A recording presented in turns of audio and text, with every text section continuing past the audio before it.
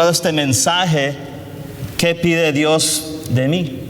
Y para resumirlo como tema, le puse un llamado al amor y a la obediencia. Un llamado al amor y a la obediencia. Y si vamos a Deuteronomio, capítulo 10, versículo 12 al 13, Deuteronomio, capítulo 10, versículo 12 al 13, hay tres cosas que acontecen en este capítulo. Aarón muere, la muerte de Aarón. El pueblo está por entrar a la tierra prometida después de estar 40 años en el desierto por la desobediencia. Esta era otra generación. Y tercero, Moisés les recuerda una vez más la ley de Moisés. Deuteronomio capítulo 10, versículo 12 al 13 dice, en nombre del Padre, del Hijo y del Espíritu Santo: Ahora pues, Israel, ¿qué pide o qué requiere Jehová tu Dios de ti? Sino que temas a Jehová tu Dios, que andes en todos sus caminos y que lo ames. ¿Cuántos aman a Dios? Y sirvas a Jehová tu Dios con todo tu corazón y con toda tu alma. El versículo 13 dice, que guardes los mandamientos de Jehová y sus estatutos que yo te prescribo hoy, para que tengas prosperidad. En otra versión dice, para que te vaya bien. Amén. Gracias, Padre, en el nombre de Jesús. Pueden sentarse. Amén. Casi por el lugar piensa el hombre natural, en su pensamiento, piensa que es lo que Dios requiere de él. Siempre está esperando, razona lo que Dios pide de él. Y sabemos bien que el hombre natural, el que no ha nacido de nuevo, no puede conocer la voluntad de Dios. Lo único que tiene son religión, tiene supersticiones y hace juramentos. Y muchos hombres hacen votos y penitencias. Adoran a ídolos, tienen su religión, maltratan sus propios cuerpos pensando que esto agrada a Dios. Otros dejan de fumar, dejan de hacer ciertos vicios, dejan de tomar alcohol. Y otros piensan que solo ser buenos y ayudar a otros, piensan que con eso es suficiente, en no robar, no mentir, en portarse bien y tener su propia religión. Pero ¿qué dice la palabra de Dios respecto a todo esto? En los versículos que leímos, nos damos cuenta que hay unos requisitos que Dios pide de su pueblo. En otra versión dice, oye israelitas, pero en este día Dios lo dice en esta noche, oye iglesia de Cristo, ¿qué es lo que Dios pide de ti? ¿Qué es lo que Dios pide de mí? Porque Dios demanda al hombre, el hombre no puede demandar a Dios.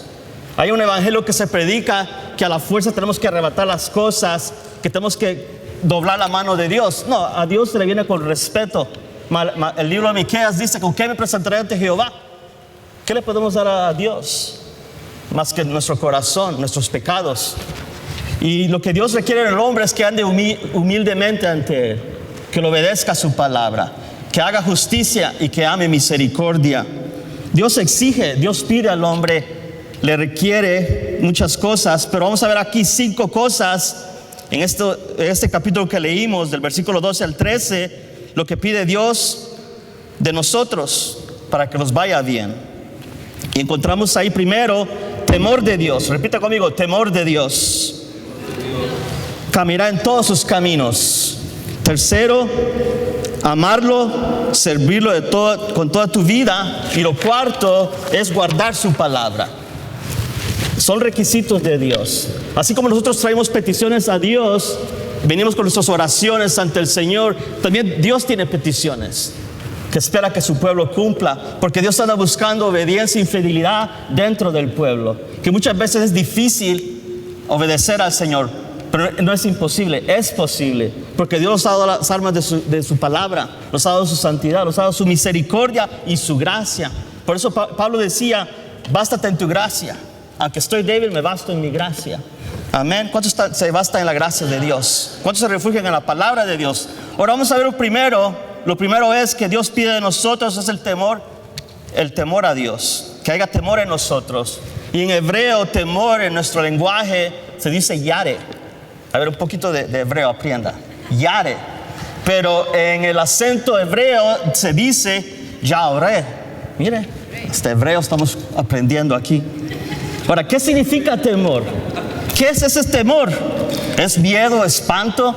¿Miedo al futuro? ¿Temor a si me corren del trabajo? si tengo un accidente, que mis hijos se enfermen, que me va a ir mal en la vida. El hombre vive de temores. Pero dice la Biblia que el justo, más el justo, Dios lo librará de todos sus temores. Pero este temor es un respeto a Dios. Es una reverencia hacia el Señor. Es un respeto a Él.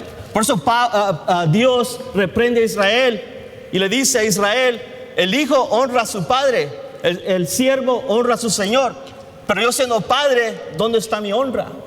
La iglesia necesita honrar a Dios, obedeciendo su palabra, siéndole fiel. El salmista dice que Dios no ha hecho con nosotros conformes a nuestros pecados, no nos ha pagado mal. O Dios te ha pagado mal por servirle, te ha pagado Dios mal por amarle, por adorar su nombre, ¿verdad que no?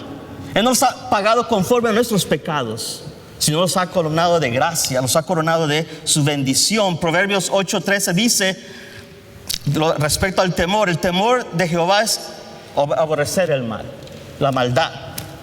Y el hombre en sí, hay pecado en nosotros, hay una batalla interna de nosotros. Por eso Gálatas nos da una lista acerca de cuáles son esos pecados que ofenden a Dios. Para el hombre natural que no ha nacido de nuevo, pecar es normal, es común. Pero para el Hijo de Dios hay lamento, hay tristeza. El adulterio aborrece a Dios, la mentira aborrece a Dios, la fornicación, la lascivia, engañar, hablar palabras que ofenden a otros, eso ofende a Dios. Amén. ¿Cuántos están de acuerdo en eso? Pablo también nos aconseja a cómo nosotros debemos de vivir para ocuparlos en nuestra salvación. Él nos dice en Filipenses que tengamos temblor y temor ante Dios, para que resplandezcamos en esta tierra como luceros. Con nuestro temor del Señor podemos testificar, podemos hablar a las personas de Cristo. Si el temor de Dios está en nosotros, podemos hablar de su gracia, podemos hablar de su misericordia, que cuán bueno ha sido Dios con nosotros. Si Dios está con nosotros, ¿quién podrá estar en contra de nosotros? Testificar con ese temor de Dios, con esa reverencia a Dios. En Hebreos capítulo 12, versículo 28 al 29, miren lo que dice ahí en Hebreos capítulo 12, 28 al 29. Así que recibiendo nosotros un reino inconmovible, tengamos gratitud. ¿Cuántos están agradecidos con Dios? Y mediante ella sirvamos al Dios, agradándole con temor y reverencia, porque Él se merece toda la gloria, toda la honra. Tenemos que tener a Dios en alta estima.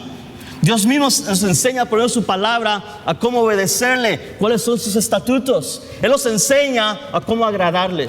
Desde Génesis hasta Apocalipsis, Él nos dice de su temor por medio de la ley, a cómo obedecerle por medio de la ley, que obedezcamos. Ahora vivimos bajo la gracia, aún así tenemos que aún más obedecerle, porque dice la Biblia que el juicio comienza por la casa, que es la casa de Dios, la iglesia. Ahora, lo segundo que Dios pide es que andemos en sus caminos. Ahora, ¿cuáles son los caminos de Dios? Para que andemos en ellos. Porque Dios pide que andemos en su camino.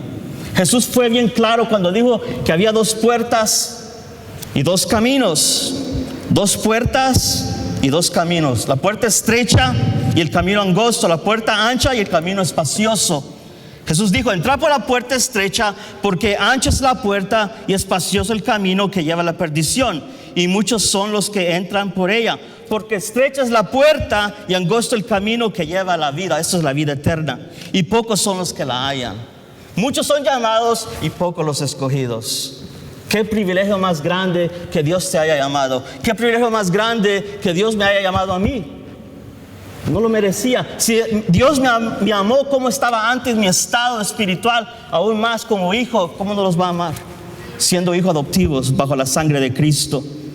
Así que hay muchos caminos para el hombre, pero esos caminos llevan todos a muerte. El hombre camina con su religión, el hombre camina con sus ideas, con sus filosofías. El hombre camina pensando que eso agrada a Dios. Pero Jesús dijo: yo soy el camino, yo soy la vida y yo soy la verdad. Solo hay un camino que lleva al Padre, y ese es Jesucristo, el único Hijo, el Dios verdadero. Jesús es el Señor. Y muchos se dicen: bueno, ¿cuáles son los caminos de Dios? Los caminos de Dios, de Jehová, son rectos. Repita conmigo: son rectos, son perfectos y son de verdad. David, su petición era: Señor, que yo guarde tu palabra para no pecar en contra de ti. Ahora aún dice David, ¿cómo limpiará el joven su camino? En guardando la palabra de Dios. Porque la palabra de Dios nos perfecciona. No somos perfectos, pero ante Dios el Padre ve a Cristo en nosotros, haciendo la voluntad del Padre. Amén. ¿Cuántos quieren hacer la voluntad de Dios?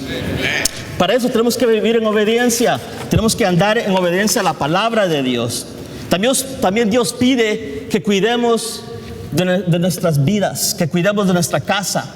No solo eso, que cuidamos de la iglesia de Cristo, que andemos en ese camino, porque dice la Biblia que Moisés fue fiel en todo en respecto a la casa de Jehová. Moisés, un hombre con pasiones iguales a las nuestras, débiles, un hombre que obedecía a Dios. Por eso dije al principio que no es imposible a obedecer a Dios. Es posible. Se puede obedecer cuando tú y yo los entregamos a Él completamente y dejamos el pecado. Se puede obedecer y caminar en este camino de santidad cuando nosotros consagramos a Él, cuando damos nuestro corazón, porque el pacto que Dios le dio por medio de Moisés a Israel fuera que circuncidaran sus corazones por señal a los demás pueblos. Era una señal. Ahora esta señal, este sello es el Espíritu Santo que los santifica por medio de la palabra. Ahora, ¿cuál casa, cuál camino está hablando Dios? Si vamos al libro de Ageo, al profeta Ageo, vemos ahí la casa de Dios, capítulo 1, Ageo capítulo 1, versículos 2 al 8. Ageo capítulo 1, versículo 2 al 8 dice: así ha hablado Jehová de los ejércitos diciendo, este pueblo dice, ¿no ha llegado aún el tiempo de que la casa de Jehová sea reedificada? Entonces vino palabra de Jehová por medio del profeta Ageo diciendo, es para vosotros tiempo para vosotros que habitar en vuestras casas atesonadas, y esta casa está desierta, pues así ha dicho Jehová de los ejércitos. Mira lo que dice ahí, es para nosotros. Meditad bien sobre vuestros caminos y no quedáis satisfechos, os vestís y no os calentáis. Y el que trabaja a jornal recibe su jornal de saco roto. Así ha dicho Jehová de los ejércitos. Meditad una vez más, Dios os recuerda, dice, meditad sobre estos caminos, subir al monte, traer madera, reedificar la casa y pondré en ella mi voluntad y seré glorificado, ha dicho Jehová. Cuidar nuestra vida espiritual demanda a Dios que estemos en comunión con Él, con el Padre, el Hijo y el Espíritu Santo. Que guardemos su palabra en todo tiempo, desde mañana al atardecer. La palabra de Dios dice que también cuidemos a la familia de Dios, a la iglesia. ¿Amas la iglesia de Cristo? ¿Por qué no miras a tu hermano y dile, te amo en el amor de Cristo? También no se lo has dicho, díselo en esta hora, te amo en el amor de Cristo. Reedificar la casa, o sea, alentar a los hermanos con la palabra de Dios. Servir en la iglesia. ¿Te importa la casa de Dios? ¿Cómo está? Porque acá está, tiene un problema, un dilema aquí Dios con el pueblo de Israel. Ellos están más interesados en sus pertenencias, en sus casas, que la casa de Jehová. O sea, ¿será así el caso del día de hoy? Sí lo es. Son pocos los que se interesan por la casa de Dios. Y esos pocos Dios los bendice porque Dios ve el corazón. Dios no es como el hombre que mira lo externo. Dios ve lo que tú haces. Lo pequeño que tú haces en el reino de Dios, Dios te recompensará en la eternidad. Con ese gozo que los espera. Ahora, cuando hablamos de caminos, estamos hablando de decisiones también. Hay muchos hombres que toman muchas decisiones y dejan a Dios fuera de sus decisiones, fuera de la voluntad de Dios. El hombre no puede hacer nada. Porque Jesús dijo, fuera de mí, apartados de mí, no podés hacer nada. Tenemos que estar conectados con Dios. Tenemos que estar en comunión con Dios en todo momento. En cualquier decisión que tomamos, esa decisión que tú tomes, ese camino que tú tomes, primero pregúntale a Dios si es la voluntad de Dios. Pregúntale al Señor si es la voluntad que agarres otro trabajo, si es la voluntad que te muevas de ciudad, si es la voluntad de Dios que vayas a visitar a tus parientes a otro país. Cosas así son importantes para tener dirección en este camino, porque tenemos que conocer la voluntad de Dios. Muchas veces pedimos al Señor mal, porque no conocemos su voluntad.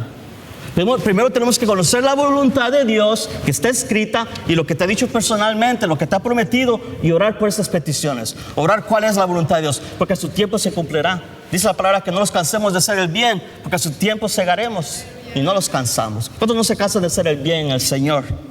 Mira lo que dice Isaías respecto a aquel que se ha apartado de la voluntad de Dios. Y es un llamado al arrepentimiento, a que vuelva al camino de la vida. Porque Jesús dijo que el camino ancho lleva a la perdición, pues hay destrucción. Pero el camino angosto, el que lleva a la vida, trae bendición. Mira cómo Dios ama al hombre. En Isaías capítulo 7, versículo 9 dice: deje limpio su camino el hombre inicuo sus pensamientos y vuélvase a Jehová, el cual es amplio en perdonar, porque mis pensamientos no son vuestros pensamientos, ni vuestros caminos mis caminos, dijo Jehová.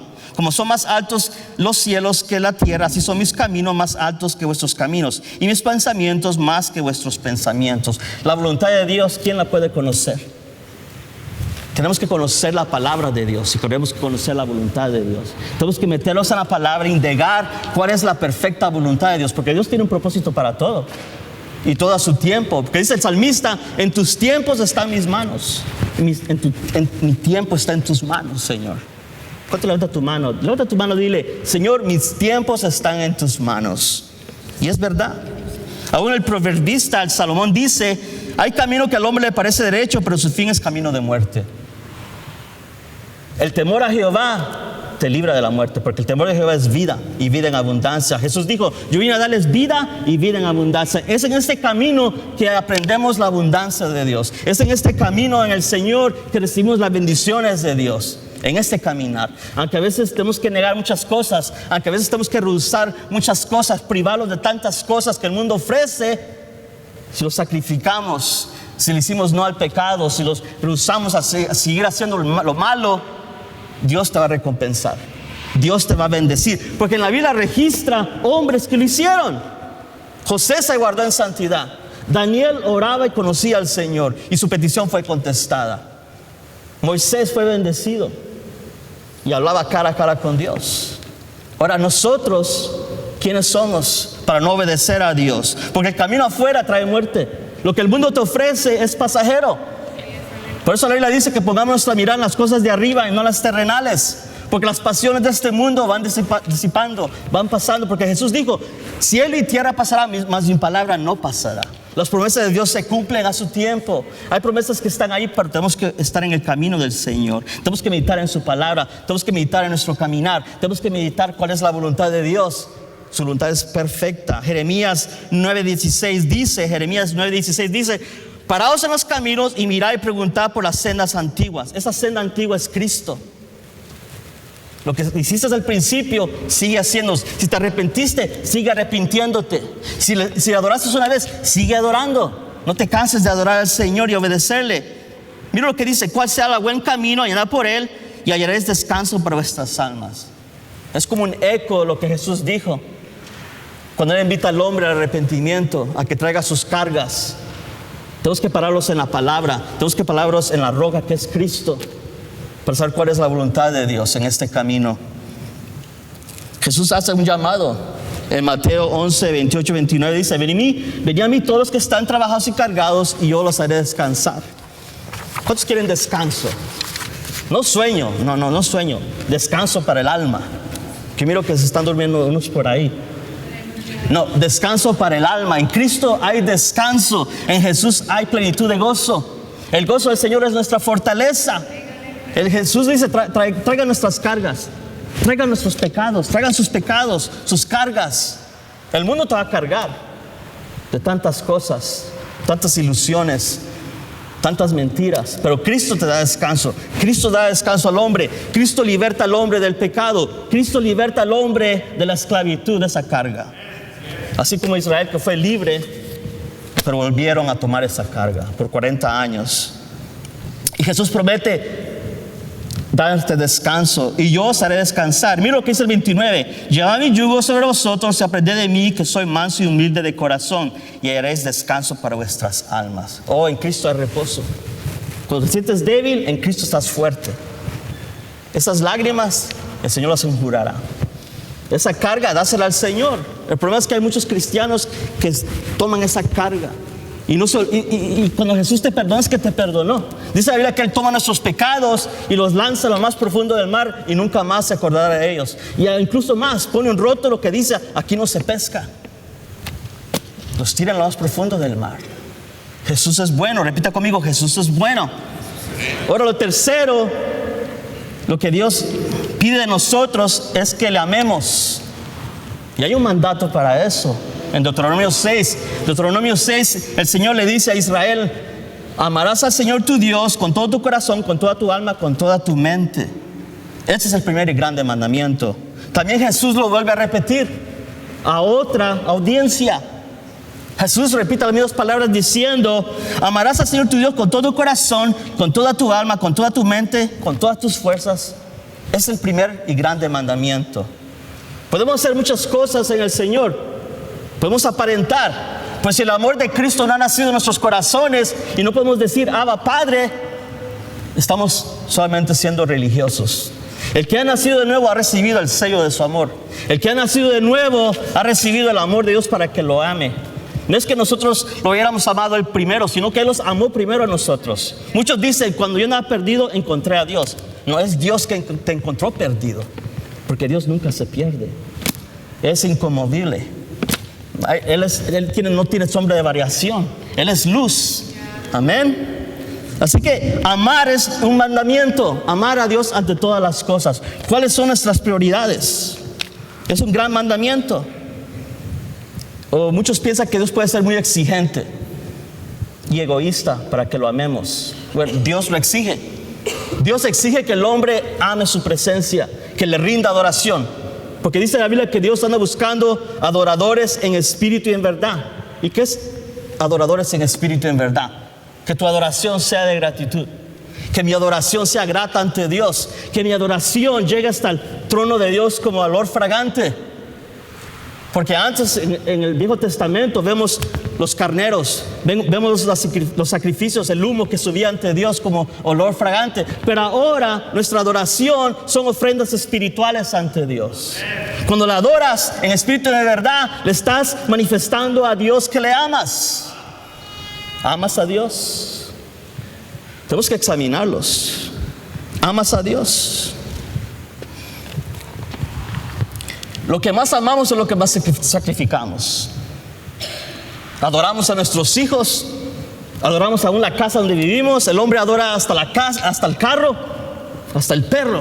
Le tiene ahí un apartamento, un cuarto en su apartamento, y a los hijos fuera.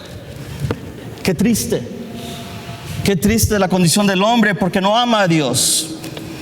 Pero ¿cuánto estamos dispuestos a dejarlo todo por Dios? ¿Cuánto tiempo, cuánto esfuerzo para seguir su presencia? Hay un libro que se llama God Chasers, seguidores de su presencia. ¿Cuánto estamos dispuestos a sacrificar todo por Cristo? Porque Jesús dijo: porque donde está vuestro tesoro, allí también está vuestro corazón. ¿Cuál es tu tesoro? Dios le prometió a Moisés, le dijo: yo soy tu recompensa. Jesús es nuestra recompensa. Su salvación es nuestra recompensa. ¿Qué más podemos hacer? Los testigos de Jehová quieren ganarse la salvación, pensando que con sus hechos lo van a lograr, pensando que tocando ciertas puertas es la manera que piensan ellos en su religión, que esa es la manera de amar a Dios. Incluso ellos piensan que 144,000 van a ser salvos. Ahora, todos aquellos, ¿dónde quedan?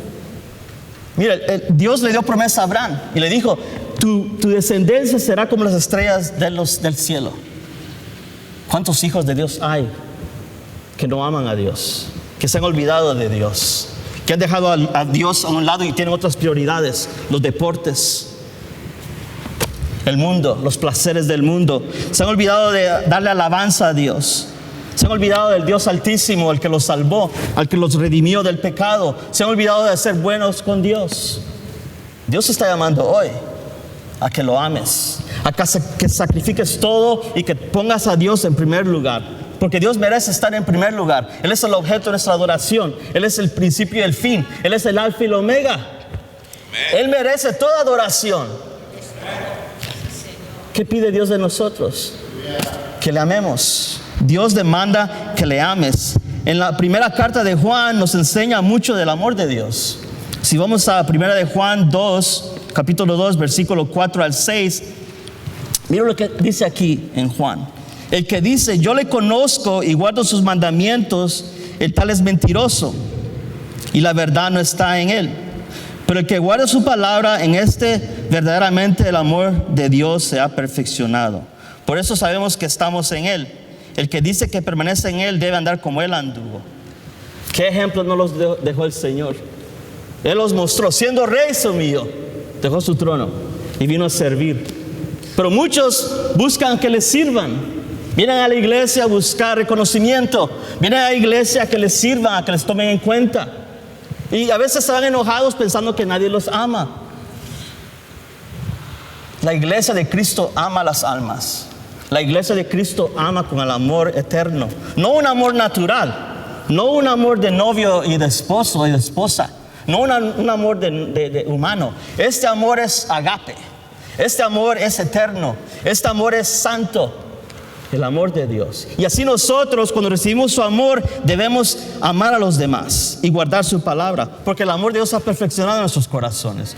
O sea que por medio de la palabra de Dios podemos amar. Yo antes de venir a Cristo no amaba. Amaba otras cosas, pero al hombre, a las personas.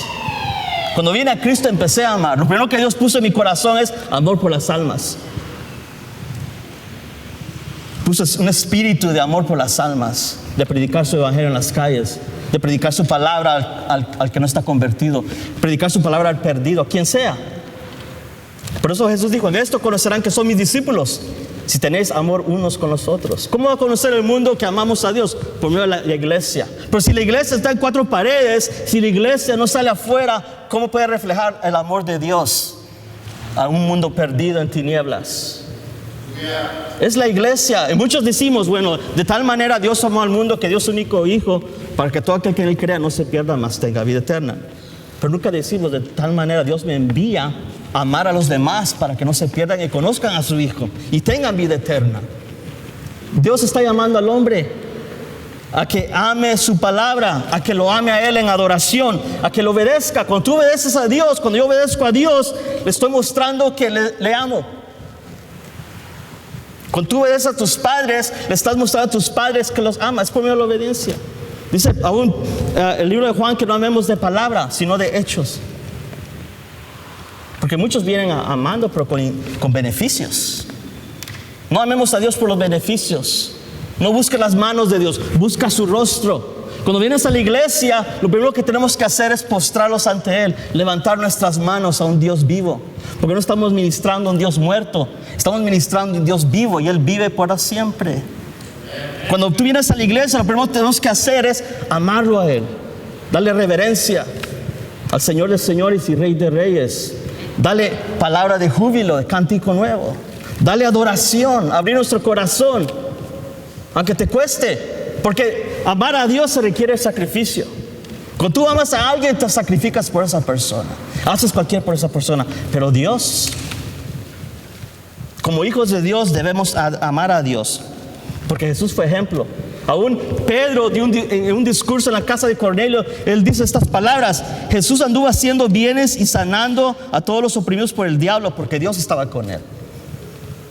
Es la unción de Dios, la gracia de Dios que te hace amar. Porque si fuera por mis fuerzas, no, es el amor de Dios que uno está en pie. Es por el amor de Dios que uno puede adorar al Señor y seguir este camino amándole. También en la carta de Juan, en primera de Juan, vemos el amor, cómo se manifiesta cuando Dios envió a su Hijo. El amor de Dios. Primera de Juan 4, del 8 al 10, versículo 8 al 10 dice: el que no ama no ha conocido a Dios, porque Dios es amor. En este se mostró el amor de Dios para con nosotros, en que Dios envió a su Hijo unigénito al mundo para que vivamos por Él. ¿Cuántos tienen vida en Cristo? En esto consiste el amor. No en que nosotros hayamos amado a Dios, sino que Él los amó a nosotros. Y Él envió a su Hijo en proposición por nuestros pecados. Jesús no solamente dijo que los salva, sino también los dijo que los ama. Cuando el Padre envió a su Hijo, Él mostró, no solo con palabras, sino Él mostró con hechos. Cuando Él fue crucificado en esa cruz, Él mostró su amor hacia la humanidad. Él estaba entre el cielo y la tierra suspendido, con los brazos abiertos, esperando, atrayendo a todo hombre hacia Él. Porque Dios manda, en el libro de Hechos dice que Dios manda